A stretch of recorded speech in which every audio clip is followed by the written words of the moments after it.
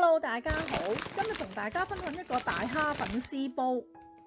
我呢度用2紮粉絲，100蝦。呢個粉絲唔使浸太耐，浸佢15分鐘左右。你見到佢軟身呢，就可以撈翻出嚟，擎乾水。我呢度海蝦300克，我啱啱響街市買翻嚟嘅。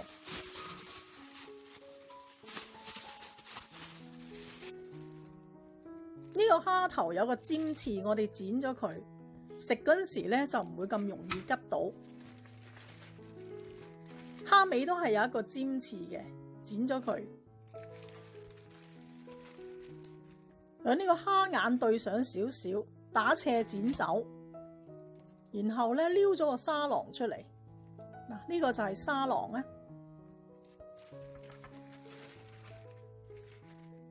呢啲蝦腳全部都剪走佢。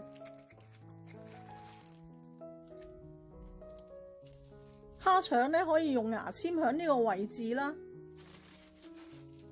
或者呢個位置挑出嚟。但係挑咗蝦腸咧，整爛個蝦殼，佢賣相亦都冇咁靚。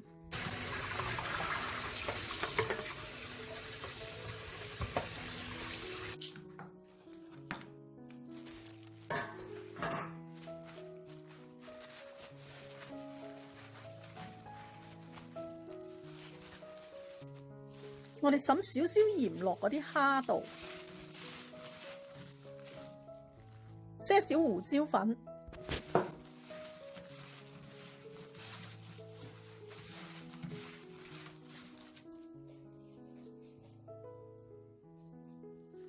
滲少少生粉或者麵粉都得，薄薄一層就可以嘅啦。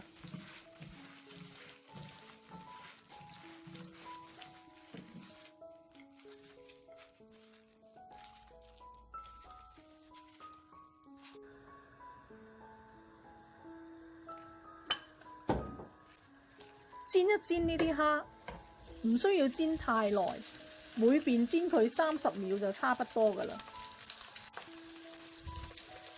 落啲薑蓉、蒜蓉，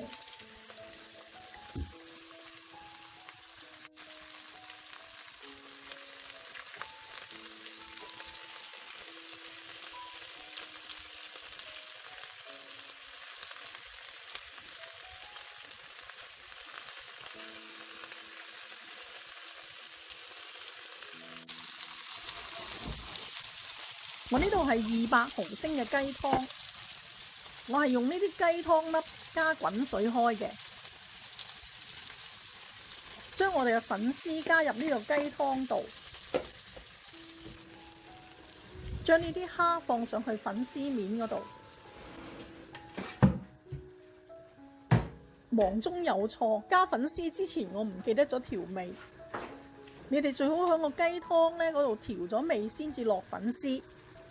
俾半茶匙嘅糖，些少鹽，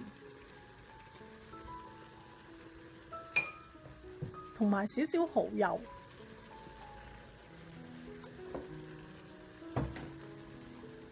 冚蓋煮佢2分鐘。